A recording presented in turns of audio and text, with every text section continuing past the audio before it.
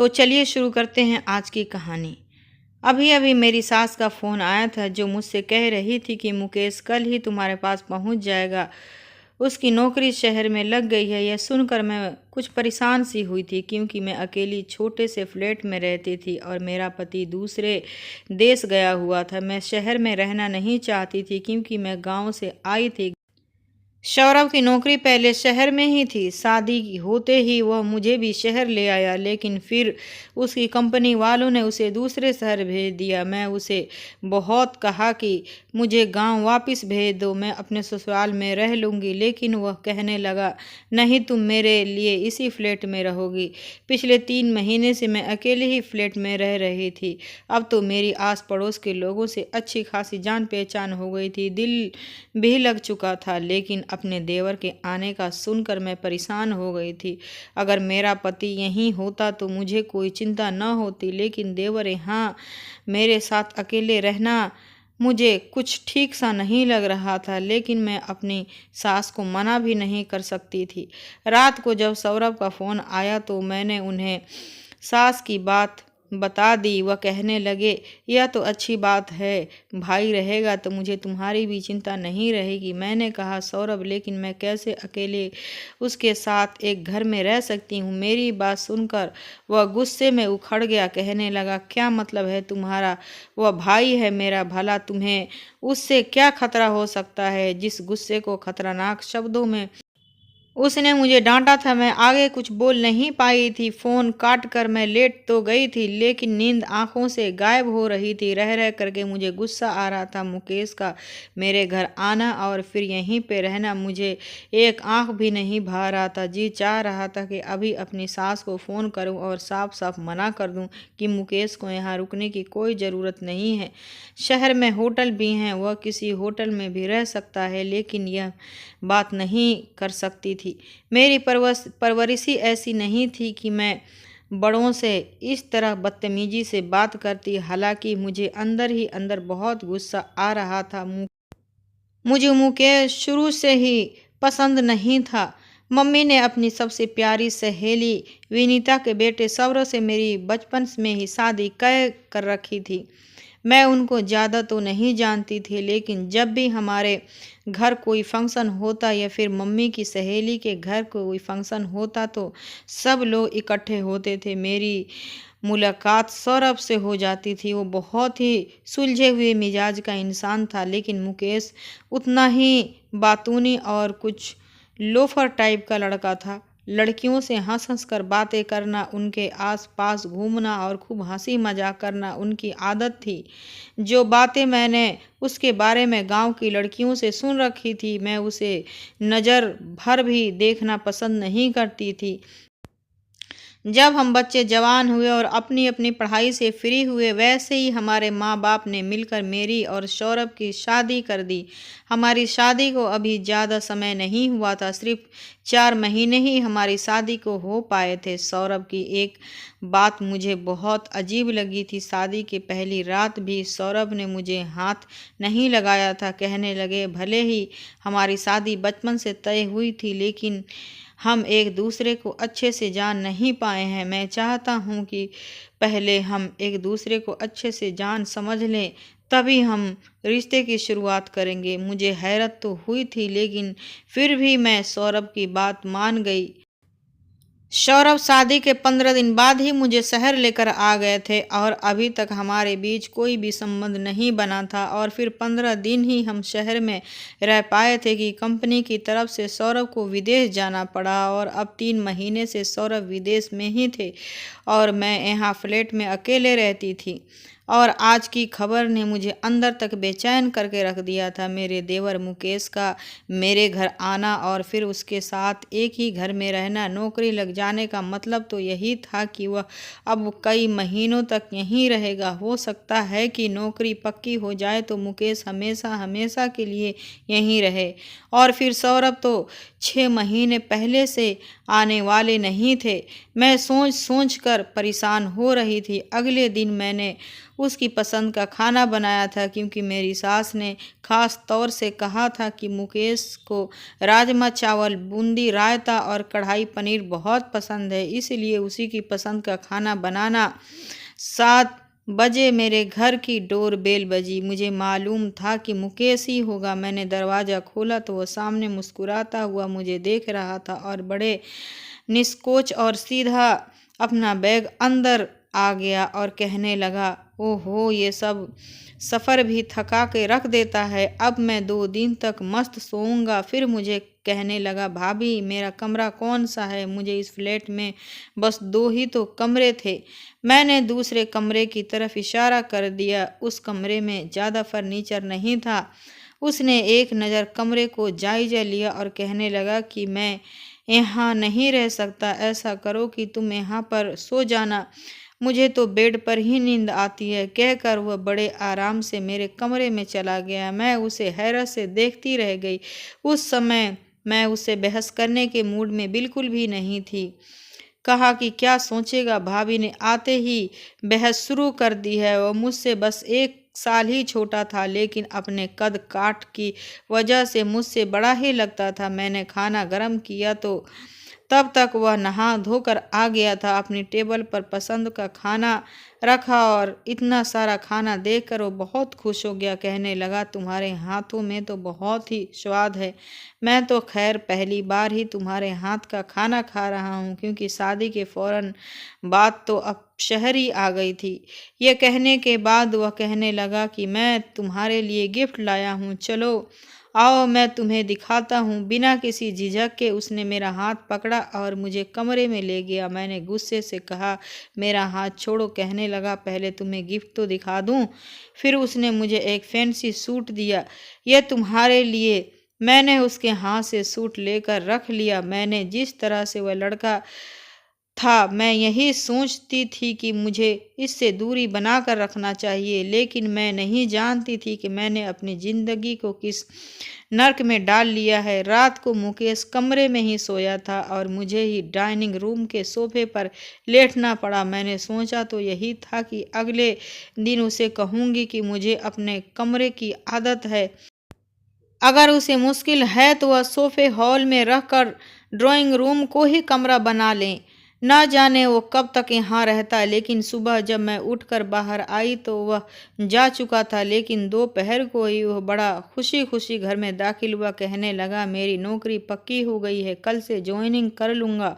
यह कहकर वह बड़े लोफर अंदाज से सोफे पर बैठ गया था और सामने रखी टेबल पर उसने अपने पाँव रख दिए थे। कहने लगा, बहुत थक गया हूँ, मुझे 1 कप चाय बना दो। मैं उसकी भाभी थी। मैंने उसे चाय बना कर दी और कहा कि मुझे अपने कमरे की आदत है, इसीलिए तुम ड्राइंग रूम में अपना कमरा बना लो। लेकिन मैं नहीं जानती थी कि मेरी इस बात का वो इस तरह का जवाब दे भी सकता है। कहने लगा, अगर तुम चाहो तो हम एक ही कमरा एडजस्ट कर सकते हैं। यह सुनकर तो मेरा दिमाग घूम कर रह गया था। मैंने गुस्से से उसे देखा तो वह हंसने लगा। कहने लगा, मैं मजाक कर रहा था। मैं उठकर किचन में जाने लगी तो मुझसे कहने लगा, वैसे तुम गुस्से में बहुत ज़्यादा खूबसूरत लगती हो, सच्ची। जब गुस्से में मारे तुम्हारे गाल पे नाक लाल हो जाती है तो जी चाहता है कि उन्हें बात अधूरी ही छोड़कर वह शरारत से मुस्कुराने लगा। मैं जानती थी कि वह किस टाइप की बातों की आदी है, चाहे सामने वाला किसी ऐसी बातों से परेशान ही क्यों न हो। वह बाज नहीं आता। मैं रात का खाना बना रही थी और वह हॉल में बैठा टीवी देख रहा था। लेकिन जिस तरह से वह इंग्लिश मूवी देख रहा था, आवाज़ मुझे किचन के अंदर तक सुनाई दे रही थी। उसकी बेशर्मी पर मेरा जी चाह रहा था कि उसे खरी खोटी सुना दूं कि उसे तमीज़ नहीं है। घर में उसकी भाभी मौजूद है, लेकिन मैं चुप रही, कुछ न कह सकी। रात का खाना बनाकर मैं अपने कमरे में चली गई। कमरे का हॉल देखा तो मेरा सर घूम गया था। जी चाह रहा था कि अपना सर पीट लूं। पूरे कमरे में उसके कपड़े बिखरे पड़े थे, कहीं तौलिया तो कहीं जूते। मुझे जितनी सफाई पसंद थी वह उतना ही गंदा इंसान था। मैंने उसके सारे कपड़े उठा लिए और धोने के लिए मशीन में डाल दिए और उसका बैग बंद किया और बाहर हॉल में रख दिया। अगले ही दिन उसने कमरे में बेड लाकर डाल लिया था। मैं मुकेश के घर आने से पहले ही खाना बनाकर अपने कमरे में जाकर कमरे का दरवाज़ा लॉक करके बैठ गई थी कि जब यह खाना खाकर सो जाएगा तभी मैं कमरे से बाहर निकलूंगी। जितना मेरा उससे कम सामना होगा वही ज़्यादा अच्छा होगा, क्योंकि वह एक नंबर का बदतमीज इंसान था। लेकिन मुझे हैरत उस समय हुई जब उसने मेरे दरवाजे पर दस्तक देनी शुरू कर दी। मैंने दरवाज़ा खोला तो कहने लगा कि खाना तो टेबल पर लगा दो, कब से भूख लगी है और तुम हो कि तुम्हें एहसास ही नहीं है कि कोई भूखा प्यासा बाहर बैठा है। मैंने कहा सब कुछ तो तैयार है, तुम प्लेट में डाल लो और खाना खा लो, यह तो तुम भी खुद कर सकते हो। मेरी बात सुनकर वह ना में गर्दन हिलाने लगा और कहने लगा कि मैं बहुत कुछ कर सकता हूँ। ये कहकर वह फिर से मुस्कुराने लगा। उसकी ये मुस्कुराहट मुझे जहर लगती थी। और फिर मुझे थोड़े करीब होकर कहने लगा, मुझे आदत नहीं कि इन कामों के लिए मुझे तकलीफ़ तो होगी, लेकिन यह सारे काम तुम ही करने पड़ेंगे। चलो जल्दी से आओ और खाना लगाओ, मुझे बहुत भूख लग रही। मैंने उसे गुस्से से देखा था और किचन में चली गई।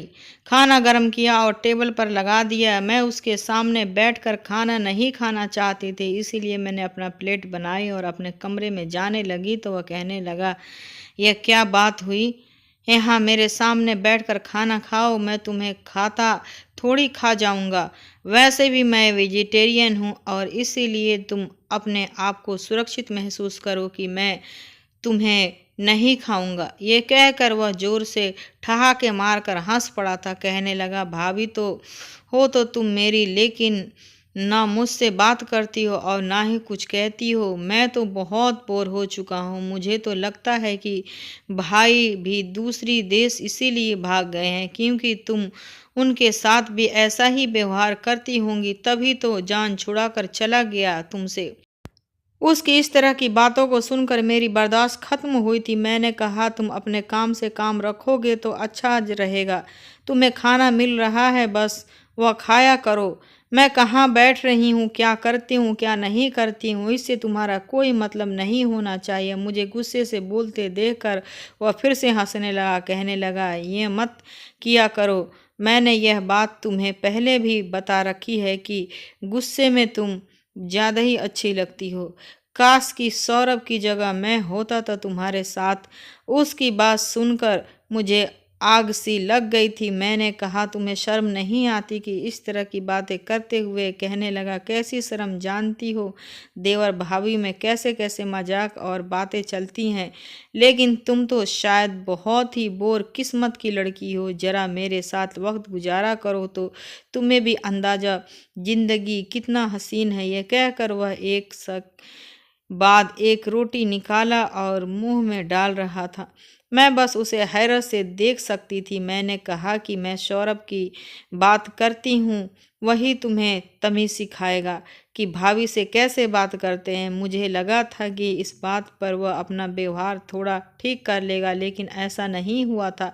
उसे तो जैसे किसी बात की परवाह ही नहीं थी। मैंने फ़ोन पर सौरभ को मुकेश के बारे में सब कुछ बताया, लेकिन सौरभ भी अजीब इंसान था। कहने लगा कि तुम गलत सोचती हो, वह ऐसा नहीं है।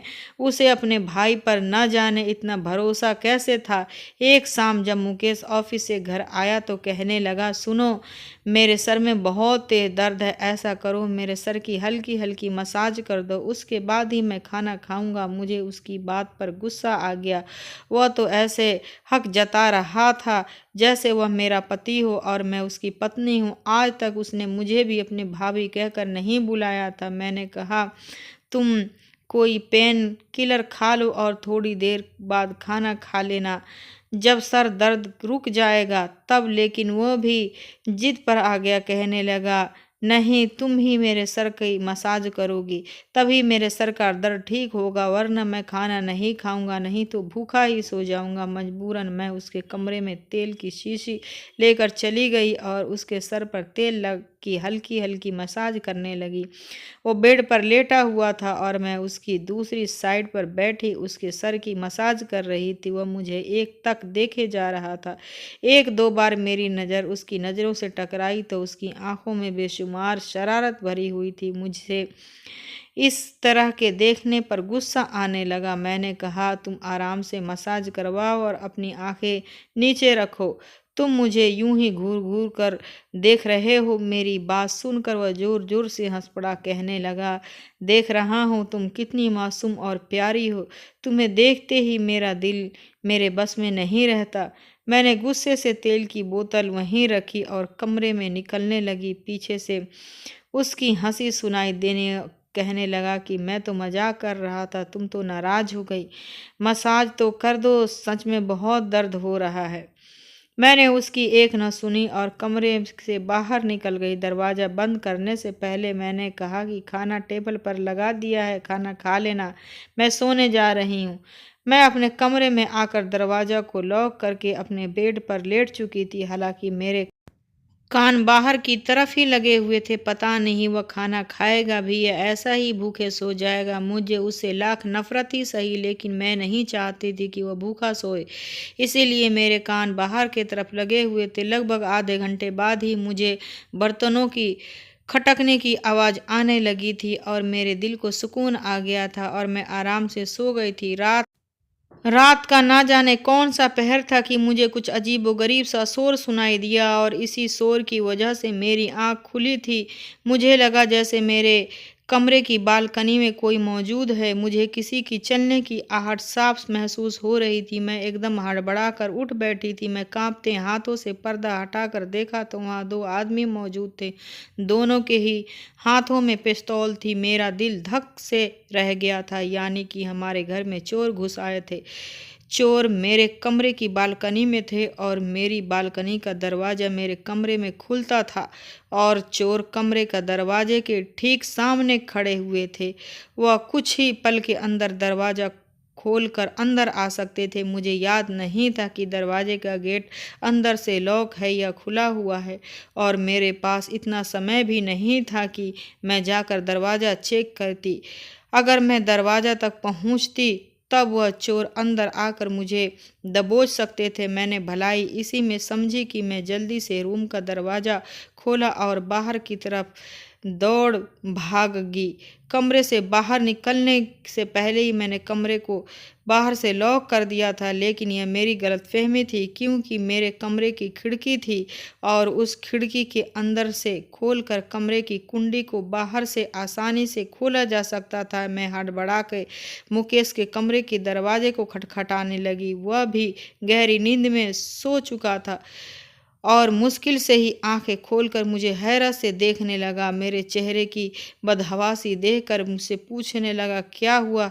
मैं फौरन उसे पीछे से धक्का देकर उसके कमरे में आ गई। मैंने उसको कमरे का दरवाज़ा अंदर से बंद कर लिया और कुंडी भी लगा दिया। देखकर वो बहुत हैरान था। मुझे मेरी हालत ठीक नहीं थी। मैं डर की वजह से मैं कुछ बोल भी नहीं पा रही थी। मैंने मुश्किल से कहा कि मेरे कमरे में चोर। मेरी बात यहाँ तक पहुँची थी कि कमरे के दरवाजे पर दस्तक हुई।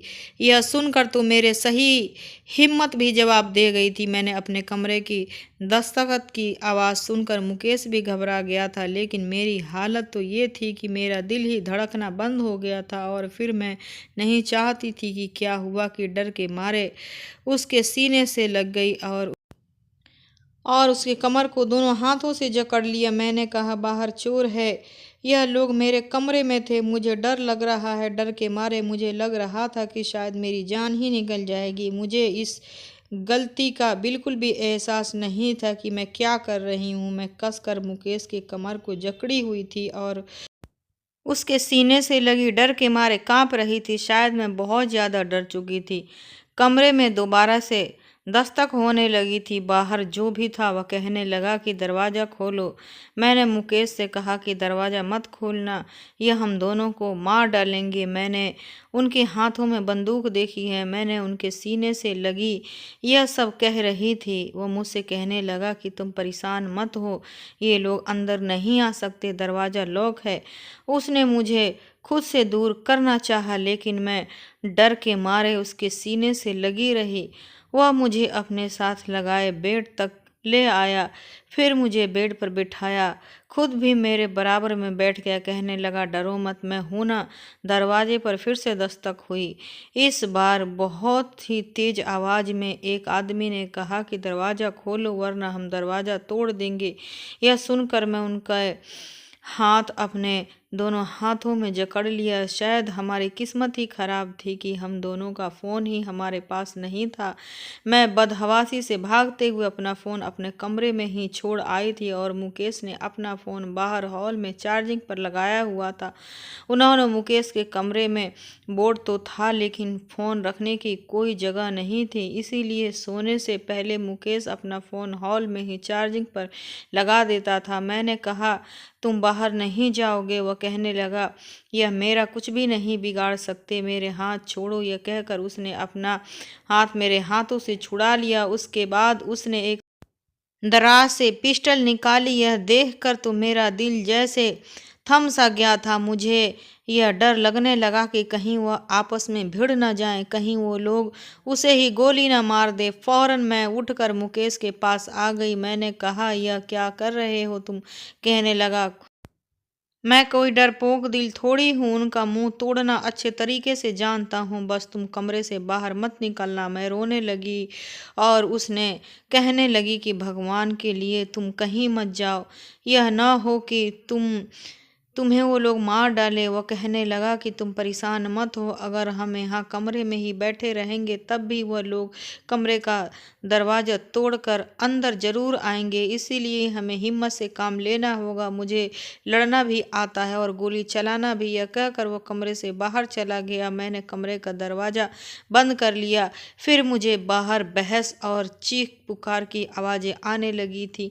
मेरा दिल डर के वजह से थर थर काँप रहा था। ऐसा लग रहा था जैसे वह लोग आपस में लड़ रहे हैं और मेरा दिल अंदर ऐसे धड़क रहा था कि जैसे किसी को बेलगाम घोड़े की तरह से भगा रहा हो। मेरे होंठ सफ़ेद पड़ चुके थे, मेरे रंगत फीकी पड़ गई थी। मैं दोनों मुठियाँ बंद किए बेड पर बैठी हुई थी और बुरी तरह से कांप रही थी कि कहीं अगर मुकेश को कुछ हो गया तो वह लोग मेरे साथ भी न जाने क्या करेंगे। डर के मारे मेरी हालत खराब होने लगी थी। मुझे लगा जैसे मेरा दिल घुट रहा हो और तभी गोली चलने की आवाज़ आई थी।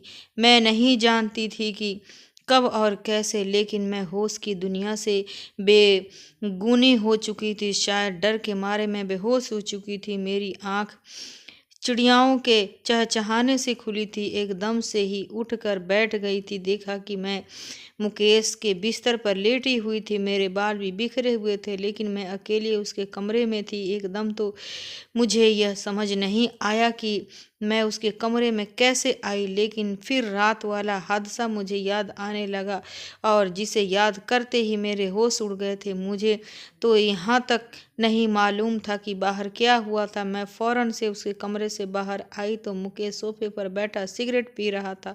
उसके बाजू में पट्टी लगी हुई थी और सर पर भी जख्म के निशान थे। यह देखकर मैं उसके पास आ गई। मैंने कहा, तुम यहाँ और वो लोग? मुकेश कहने लगा, उनको पुलिस ने पकड़ लिया, वो पुलिस के हिरासत में है। यह कहकर वह मुझसे नज़रें चुराने लगा था। मैंने कहा कि तुम्हारे बाजू पर क्या हुआ? वह कहने लगा कि लड़ाई के दौरान उन लोगों ने मुझ पर गोली चलाई थी, लेकिन वह मेरे बाजू पर छू कर गुजरी थी, इसीलिए मैं हॉस्पिटल में पट्टी करवा कर आया हूँ।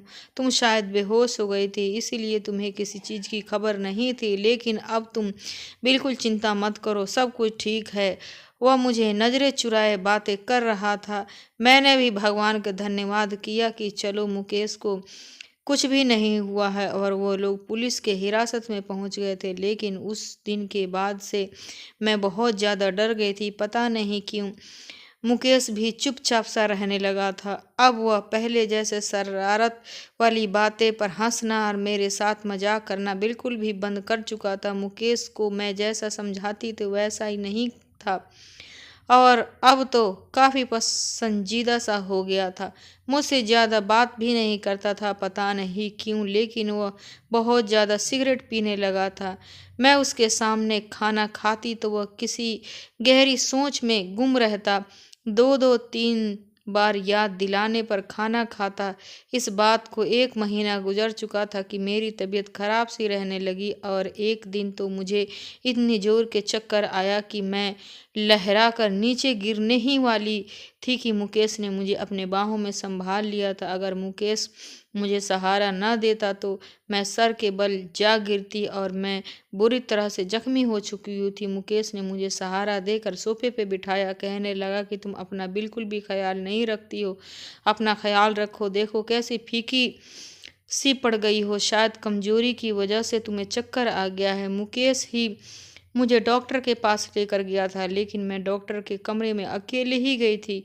उसने कुछ टेस्ट लिख दिए थे, उसके बाद रिपोर्ट भी फौरन आ गई थी, लेकिन जैसी वो रिपोर्ट आई उसने मेरे होश उड़ा दिए थे। वो डॉक्टर कहने लगी कि तुम प्रेग्नेंट हो। यह सुनकर तो मैं चक्कर खा करके गिर गई थी। मेरा पति तो पिछले 3-4 महीने से मेरे साथ नहीं था और सबसे बड़ी बात ये थी कि मेरे पति ने तो मुझे आज तक हाथ भी नहीं लगाया था। तो इसका मतलब मुकेश ने ही मेरे साथ, मगर कब और कैसे मुझे तो बिल्कुल भी याद नहीं आ रहा था। मेरा दिमाग बिल्कुल खाली हो चुका था। मैं सोच सोच कर परेशान थी कि किसने मेरे साथ ऐसा कब किया, क्योंकि ना तो मैं किसी नशे की दवाई ले रखी थी और ना ही मुझे कोई ऐसी नशीली चीज़ खिलाई थी। फिर मैं प्रेग्नेंट, मुझे याद आने लगा कि जिस दिन हमारे घर चोर घुस आए थे मैं डर की वजह से बेहोश हो गई थी और उसके बाद मुकेश का रवैया भी बिल्कुल बदल गया था। वह खोया खोया सा रहने लगा था और बिल्कुल चुपचाप सा हो गया था। कहीं उसी रात तो मुकेश ने मेरे साथ, इस सोच ने तो मेरे होश गुम कर दिए थे। उसने मेरी बेहोशी का नाजायज फ़ायदा उठाया था, वो भी ऐसे वक्त पर जब मुझे उसके सहारे की ज़रूरत थी। मैंने अपने बहते आंसू पोंछे और डॉक्टर के कमरे से बाहर आ गई थी। वह सामने ही बैठा हुआ था, मुझे देखकर मेरे पास आ गया, कहने लगा क्या हुआ डॉक्टर, क्या कह रही है। मैं उसे क्या जवाब देती, मैंने उसे कुछ भी नहीं कहा। मैंने सोचा था कि घर जाकर उससे पूछूंगी कि उसने मेरे साथ ऐसा क्यों किया। मैं उसके भाई की पत्नी थी, उसे शर्म आनी चाहिए थी ऐसा सब कुछ करते हुए, लेकिन घर जाकर तो मेरे होश उड़ गए थे। सामने ही सौरभ मुझे खड़े मुस्कुरा रहे थे, कहने लगे कैसा लगा मेरा सरप्राइज। मैं दंग रह गई थी, मेरा दिल धक से रह गया था। लेकिन मैंने देखा कि सौरभ को देखकर मुकेश कुछ ज़्यादा ही परेशान सा हो गया। मैं सौरभ के पास चली गई। उस समय मैं इस कदर अंदर से दुखी और टूटी थी कि मुझे कुछ समझ नहीं आ रहा था कि क्या करूं। मैं सौरभ के साथ लग कर रोने लगी कि उन्हें कैसे बताऊं कि उनके भाई ने मुझे बर्बाद कर दिया है। मैं तो मुश्किल समय में उसके पास इसीलिए गई थी कि मुझे लगा था कि वह मुझे पनाह देगा, लेकिन मैं नहीं जानती थी कि वह मुझे बर्बाद करके रख देगा। सौरभ मेरा सर सहलाने लगे और कहने लगे मैं आ तो गया हूँ, तुम्हें तो खुश हो जाना चाहिए, तुम रो क्यों रही हो। लेकिन अगले ही पल जो हुआ, ऐसा लगा कि ज़मीन आसमान मेरे आंखों के नीचे एक हो गए हैं, क्योंकि थोड़ी देर ने मुकेश भी सौरभ के करीब आ गया, लेकिन उसके बाद जो हरकत उसने की मैं चौंक गई। उसने मेरा बाजू पकड़ा और एक झटके से मुझे सौरभ से अलग कर दिया। यह देखकर सौरभ भी हैरान थे। मुझे सौरभ से पीछे करके मुकेश कहने लगा दूर रहो इससे। मुकेश के बोलने का अंदाज बहुत ही सख्त था।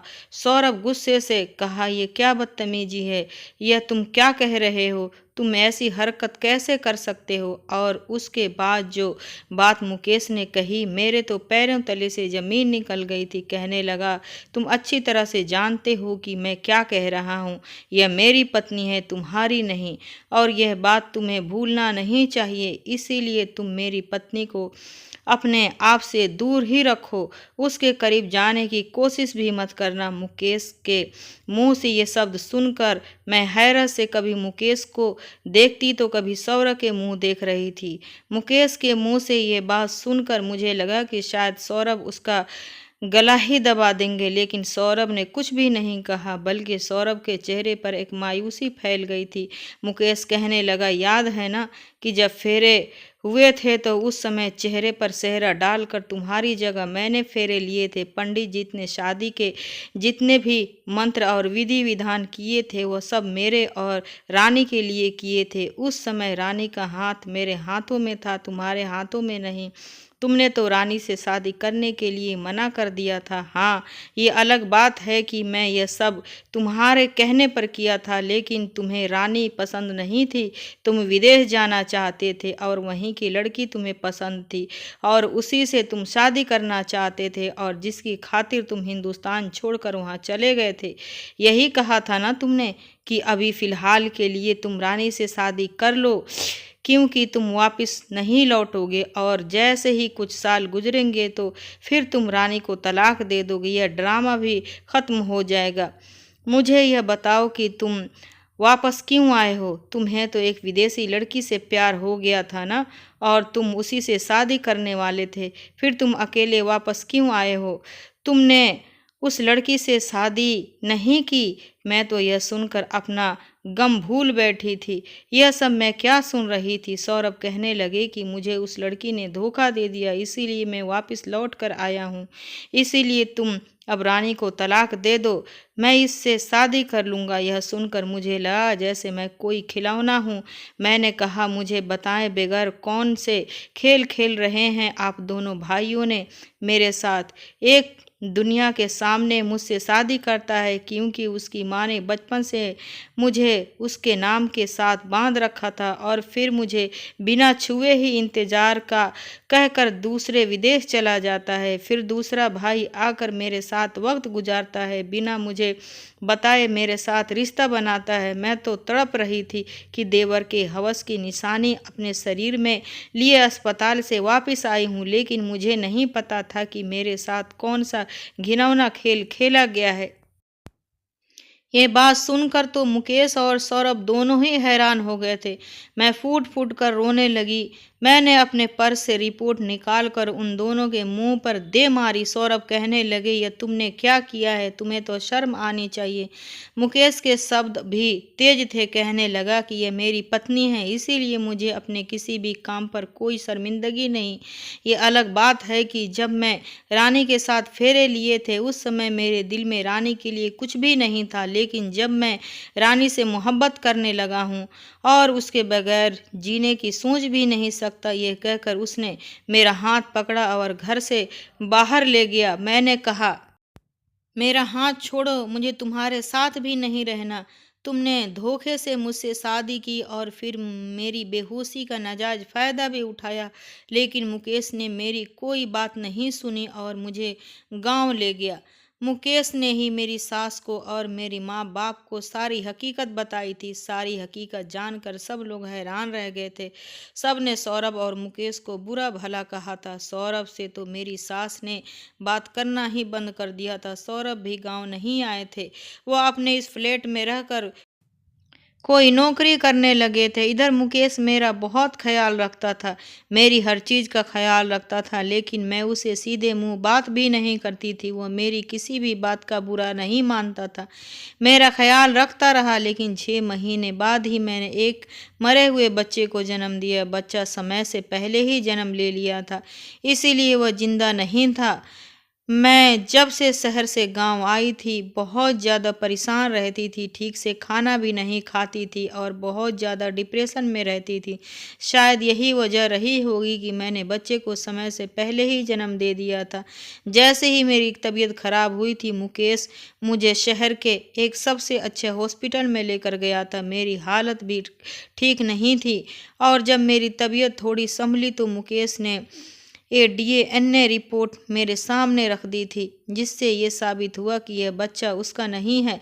वह कहने लगा, जिस रात वो डाकू आए थे उन्होंने मेरे बाजू पर गोली मारी और मेरे सर पर पिस्टल से मारा और मैं बेहोश हो गया था। मैं नहीं जानता कि फिर क्या हुआ था, लेकिन जब मुझे होश आया तो वह मेरे दोनों घर से जा चुके थे। कमरे का दरवाज़ा टूटा हुआ था और जब वो कमरे में आया तो तुम्हारी हालत देखकर मैं समझ गया था कि वह तुम्हारे साथ गलत हरकत कर चुके हैं और बहुत ही गलत हालत में बेड पर लेटी हुई थी।